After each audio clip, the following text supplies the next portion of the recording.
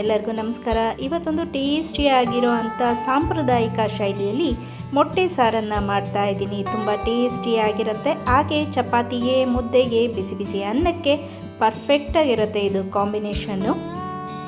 ರೆಸಿಪಿಯನ್ನು ಶುರು ಮಾಡೋದಕ್ಕಿಂತ ಮೊದಲು ಯಾರೆಲ್ಲ ಇನ್ನೂ ಸಬ್ಸ್ಕ್ರೈಬ್ ಮಾಡಿಲ್ಲ ಅಂದರೆ ದಯವಿಟ್ಟು ಸಬ್ಸ್ಕ್ರೈಬ್ ಮಾಡ್ಕೊಂಡು ನೋಡಿ. ಪಕ್ಕದಲ್ಲಿರುವ ಬೆಲ್ ಐಕನನ್ನು ಪ್ರೆಸ್ ಮಾಡಿ. ನಾನು ಮಾಡೋ ಪ್ರತಿಯೊಂದು ವಿಡಿಯೋ ನೋಟಿಫಿಕೇಷನ್ನು ನಿಮಗೆ ಬರುತ್ತೆ. ರೆಸಿಪಿಯನ್ನು ಶುರು ಮಾಡೋಣ. ಮಸಾಲೆಗೆ ಬೇಕಾದ ಪದಾರ್ಥಗಳನ್ನೆಲ್ಲ ತೊಗೊಂಡಿದ್ದೀನಿ. ಒಂದು ಈರುಳ್ಳಿ, ಒಂದು ಬೆಳ್ಳುಳ್ಳಿಯನ್ನು ಬಿಡಿಸಿ ತೊಗೊಂಡಿದ್ದೀನಿ, ಸ್ವಲ್ಪ ಹಸಿ ಶುಂಠಿ, ಕೊತ್ತಂಬರಿ ಸೊಪ್ಪು, ಒಂದು ಟೊಮೊಟೊ, ಕಾಯಿ ತುರಿಯನ್ನು ತೊಗೊಂಡಿದ್ದೀನಿ ಸ್ವಲ್ಪ, ಒಂದು 5 ಲವಂಗ, ಒಂದು 2 ಪೀಸ್ ಚಕ್ಕೆ, ಅರಿಶಿಣ, ಧನಿಯಾ ಪುಡಿ, ಖಾರದ ಪುಡಿ, ಹಾಗೆ ಸ್ವಲ್ಪ ಕಡಲೆಯನ್ನು ತೊಗೊಂಡಿದ್ದೀನಿ, 2 ಏಲಕ್ಕಿ ತುಂಡುಗಳನ್ನು ತೊಗೊಂಡಿದ್ದೀನಿ. ಇಷ್ಟನ್ನು ಹಾಕಿ ನೈಸಿಗೆ ರುಬ್ಕೊಳ್ಬೇಕು ಮೊದಲಿಗೆ. ಹಾಗೆ ಒಂದು 1/4 ಚಮಚದಷ್ಟು ಮೆಣಸನ್ನು ಹಾಕ್ಕೊಂಡು ರುಬ್ಕೊಳ್ತಾ ಇದ್ದೀನಿ.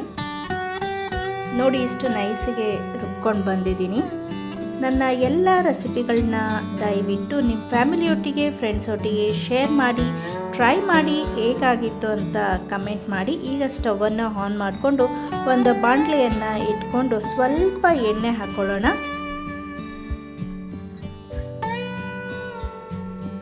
ಎಣ್ಣೆ ಕಾದ ನಂತರ ಅರ್ಧ ಈರುಳ್ಳಿಯನ್ನು ಉದ್ದುದ್ದವಾಗಿ ಹೆಚ್ಚಿಟ್ಕೊಂಡಿದ್ದೆ, ಅದನ್ನು ಹಾಕ್ಕೊಂಡು ಸ್ವಲ್ಪ ಫ್ರೈ ಮಾಡ್ಕೊಳ್ಳೋಣ. ನಂತರ ಒಂದು ಹಸಿಮೆಣಸಿನ್ಕಾಯಿನ ಉದ್ದಾಗಿ ಸೀಳಿ ಹಾಕ್ಕೊಳ್ತಾ ಇದ್ದೀನಿ. ಖಾರ ಹೆಚ್ಚು ಬೇಕು ಅಂದವರು ಒಂದು 2-3 ಹಸಿಮೆಣಸಿನ್ಕಾಯಿಯನ್ನು ಹಾಕ್ಕೊಳ್ಬೋದು. ಇಲ್ಲಿ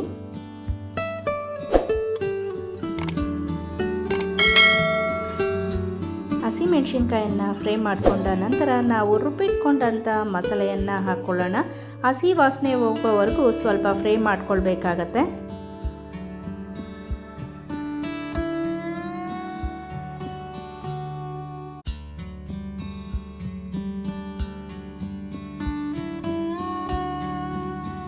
ಮೂರು 4 ನಿಮಿಷ ಲೋ ಫ್ಲೇಮ್ನಲ್ಲಿ ಇಟ್ಕೊಂಡು ಫ್ರೈ ಮಾಡಿಕೊಂಡ್ರೆ ಹಸಿ ವಾಸನೆ ಎಲ್ಲ ಹೋಗುತ್ತೆ. ಈಗ ಜಾರನ್ನು ತೊಳೆದ್ಬಿಟ್ಟು ಸ್ವಲ್ಪ ನೀರನ್ನು ಹಾಕ್ಕೊಳ್ತಾ ಇದ್ದೀನಿ. ತಿಕ್ನೆಸ್ಸನ್ನು ನೋಡಿಬಿಟ್ಟು ನೀರು ಹಾಕೋಬೇಕಾಗತ್ತೆ.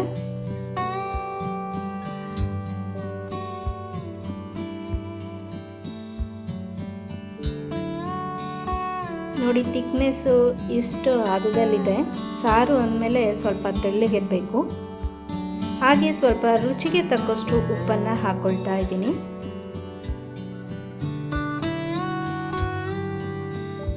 ಉಪ್ಪು ಹಾಕಿದ ನಂತರ ಸ್ವಲ್ಪ ತಿರುಗಿಸ್ಬಿಟ್ಟು ಲಿಡ್ಡನ್ನು ಕ್ಲೋಸ್ ಮಾಡೋಣ. ಮೀಡಿಯಂ ಫ್ಲೇಮ್ನಲ್ಲಿ ಒಂದು 5 ನಿಮಿಷ ಬಿಡೋಣ. ಚೆನ್ನಾಗಿ ಕುದಿಯುತ್ತೆ ಅದು. ನೋಡಿ, 5 ನಿಮಿಷ ಆಗಿದೆ. ಲೋ ಫ್ಲೇಮ್ ಮಾಡ್ಕೊಳ್ಳೋಣ. ಜೋರಾಗಿ ಕುದೀತಾ ಇದೆ. ಈಗ ಇಲ್ಲಿಂದ ಪೂರ್ತಿ ಲೋ ಫ್ಲೇಮ್ನಲ್ಲೇ ಮಾಡ್ಕೋಬೇಕು ಈ ಮೊಟ್ಟೆ ಸಾರನ್ನು.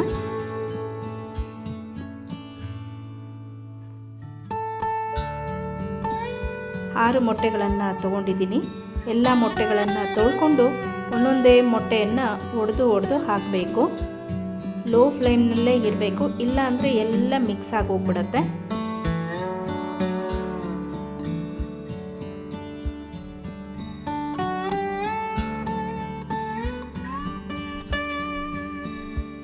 ಮೊಟ್ಟೆಯನ್ನು ಹೊಡೆದಾಕಿರೋ ಜಾಗದಲ್ಲೇ ಮೊಟ್ಟೆಯನ್ನು ಹೊಡೆದು ಹಾಕಬಾರ್ದು. ಎಲ್ಲಿ ಜಾಗ ಇರುತ್ತೋ ಅಲ್ಲಿ ಮೊಟ್ಟೆಯನ್ನು ಹೊಡೆದಾಕಬೇಕು. ಆವಾಗಲೇ ಪೂರ್ತಿಯಾಗಿ ಚೆನ್ನಾಗಿ ಬೇಯುತ್ತೆ ಅದು. ಮೊಟ್ಟೆಗೂ ಮಸಾಲೆ ಚೆನ್ನಾಗಿ ಹತ್ಕೊಳ್ಳುತ್ತೆ. ನೋಡಿ, ಎಲ್ಲ ಮೊಟ್ಟೆಗಳನ್ನು ಹೊಡೆದಾಕಿದ್ದೀನಿ. ಹಾಕಿದ ತಕ್ಷಣ ತಿರುಗಿಸ್ಬಾರ್ದು.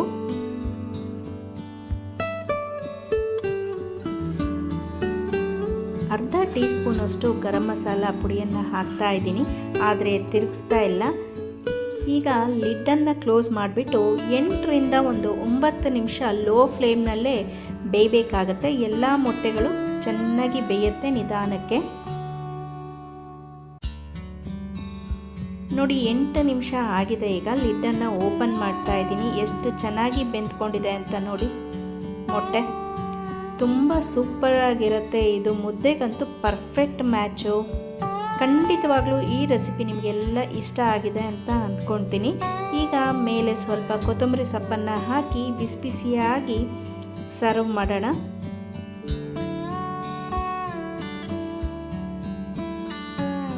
ನೋಡಿ 6 ಮೊಟ್ಟೆಯನ್ನು ಹಾಕಿದ್ದು 6 ಮೊಟ್ಟೆಗಳು ಕೂಡ ಸಪ್ರೇಟಾಗಿ ಬೆಂದಿದೆ. ಸ್ವಲ್ಪ ಕೊತ್ತಂಬರಿ ಸೊಪ್ಪನ್ನು ಹಾಕ್ತಾ ಇದ್ದೀನಿ.